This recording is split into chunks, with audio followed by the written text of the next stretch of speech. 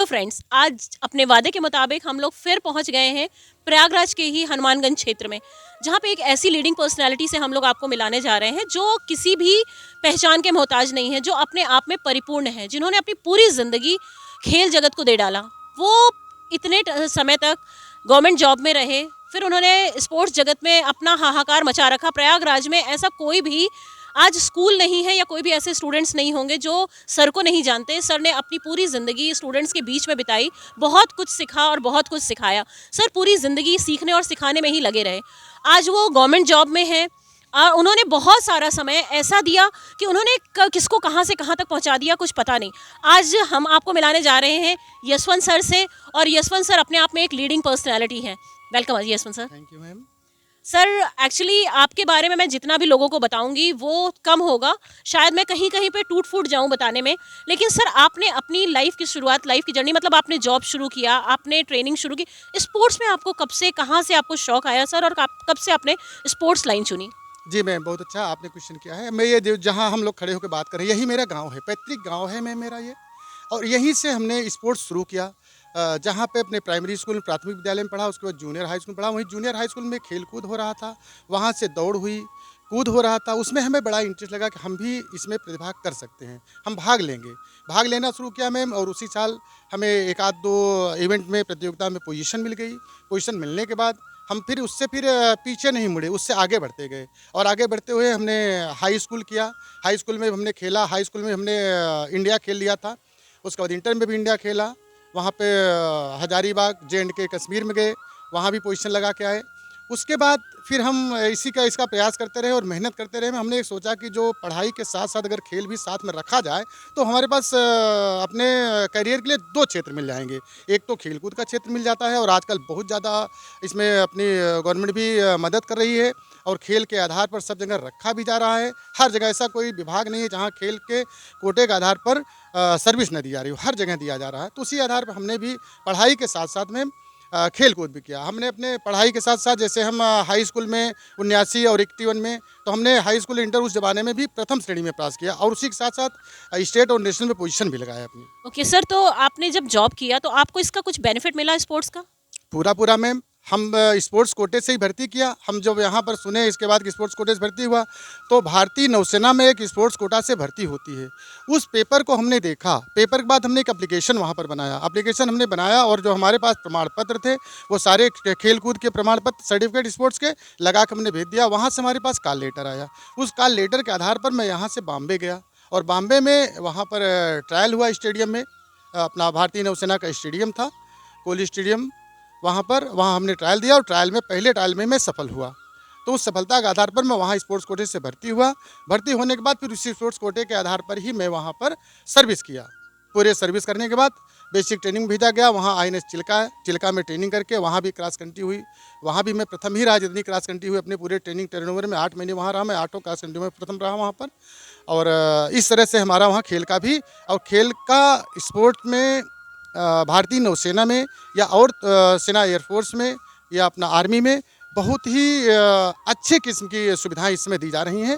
और वहीं से हम भी निकले हैं, और आज वहाँ से रिटायरमेंट होकर आए हैं, और यहाँ पर अच्छी अच्छी जगहों में हमने काम किया है। कई विद्यालयों में काम किया। देवप्रयाग एक बोर्डिंग स्कूल था, और अभी भी है, वहाँ पर हमने काम किया 10 साल, और बहुत अच्छे अच्छे बच्चे निकाले में। वहाँ से नेशनल चैम्पियन निकले कुछ बच्चे, कुछ स्टेट चैम्पियन निकले, और कई जगह आज वो नौकरी कर रहे हैं। तो खेल के आधार पर ही एक हमारी और मतलब खिलाड़ी थी, जो कई बच्चे हमारे खेल के आधार पर डॉक्टरी वगैरह में गए हैं, जो MBBS में गए हैं, उनको प्रिविलेज मिला उससे, और उसका उन्होंने फ़ायदा उठाते हैं। आज वो डॉक्टर हैं और इलाहाबाद में हैं।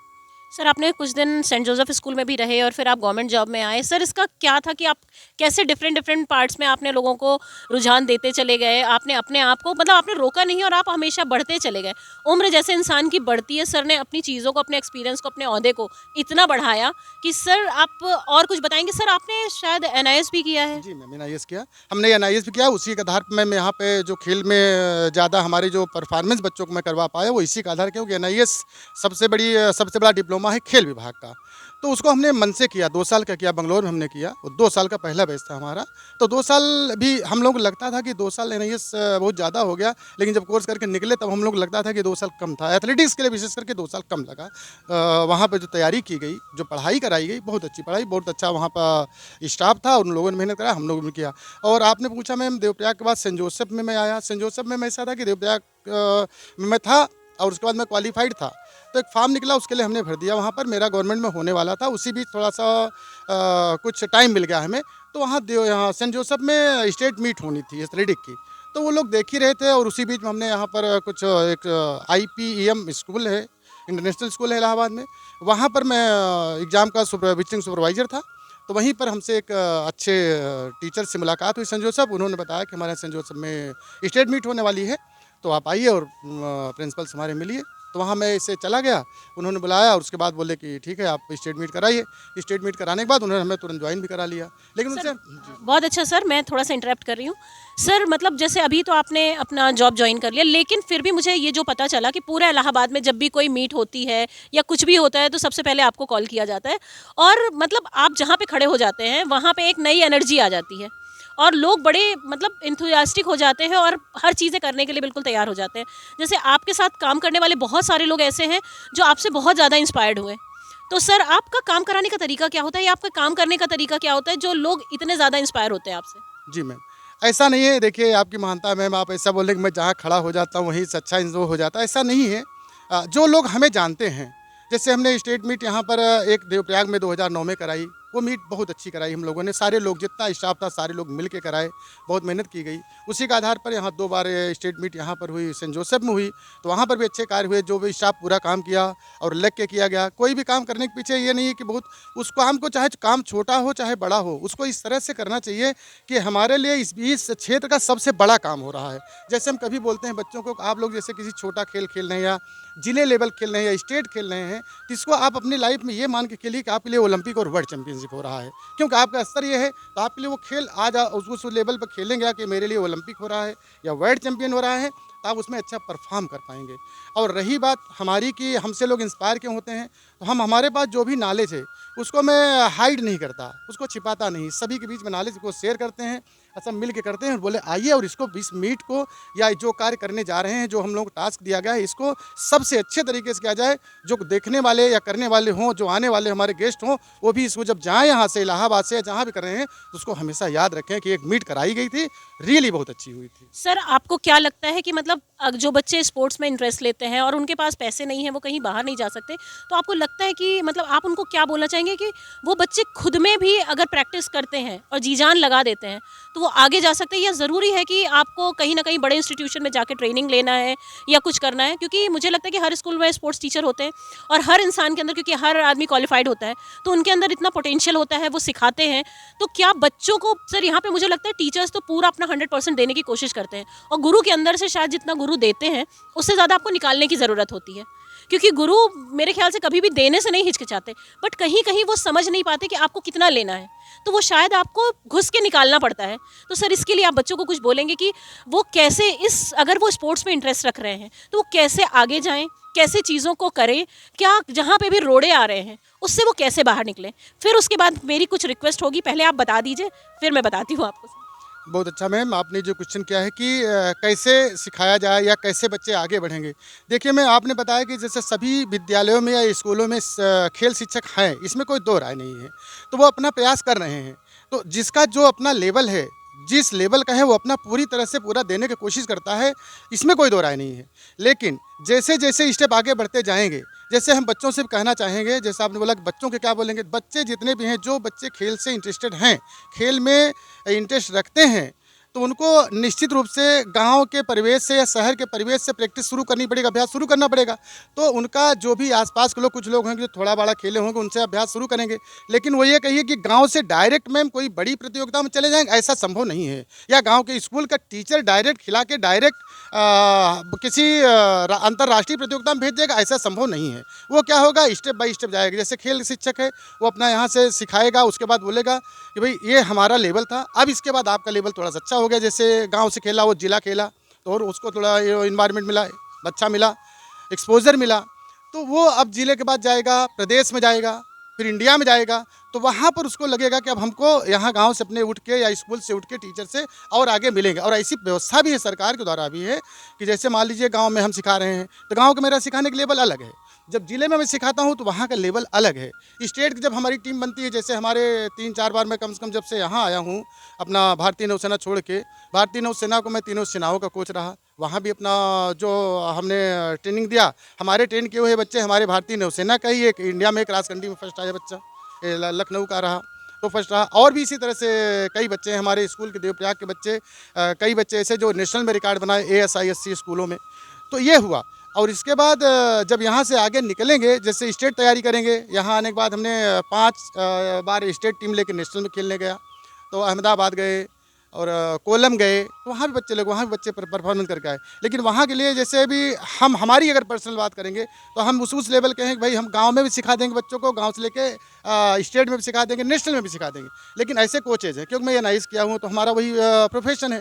अब इस समय जैसे मैं गवर्नमेंट में आ गया हूँ तो गवर्नमेंट टीचर में मैं अपना प्राथमिक विद्यालय में टीचिंग में, उसमें भी हम पढ़ाई में भी बच्चों के साथ बहुत लगे हुए हैं और बच्चों को हमारे साथ पढ़ने में मज़ा आती है, हमें पढ़ाने में भी बहुत मज़ा आता है।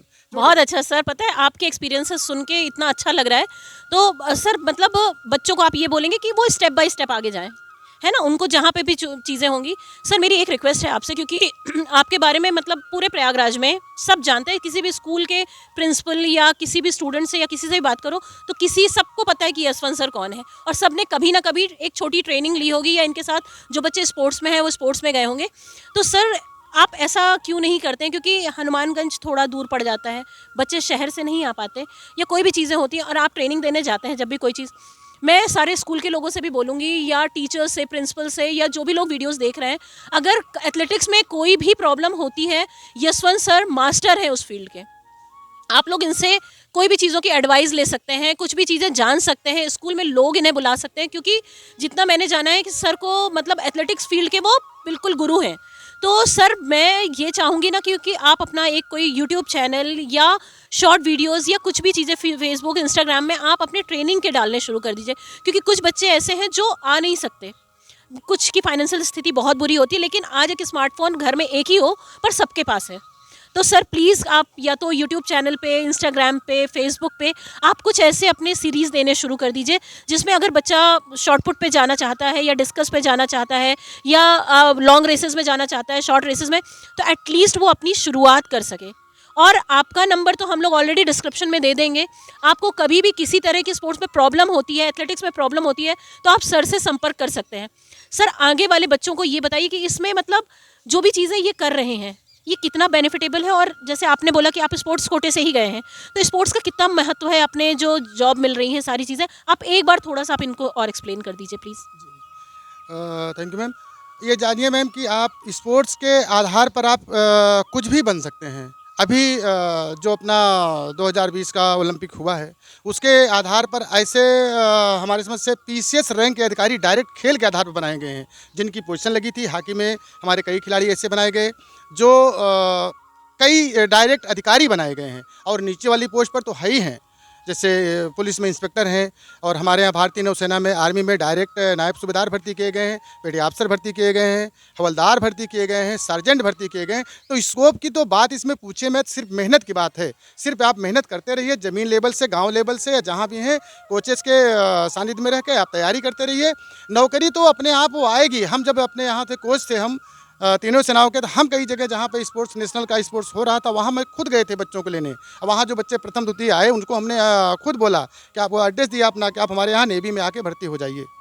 तो ऐसी बातें हैं कि वहाँ किसी को ज़्यादा ढूंढना नहीं पड़ता है कि आपको कहाँ ढूंढना है। अब बाकी आजकल तो यूट्यूब उसका ज़माना है, स्मार्ट मोबाइल है, उसमें सब जगह ढूंढ लीजिए कि नेवी में भर्ती कैसे होता है, आर्मी में कैसे हो रहा है, और एयरफोर्स में कैसे हो रहा है, ऑल इंडिया पुलिस में कैसे हो रहा है, सभी जगह उसमें उपलब्ध है। और आप जहाँ चाहें, यही स्पोर्ट्स एक ऐसा है कि आप अपना फिजिकल भी बनाए रखिए और जहाँ चाहें वहाँ खड़े हो सकते हैं। अच्छा सर, आजकल लोग हर चीज़ों में इतना मतलब जिम जा रहे हैं, सब कुछ कर रहे हैं एक्सरसाइज के लिए, तो स्पोर्ट्स शायद सबसे अच्छा एक्सरसाइज है।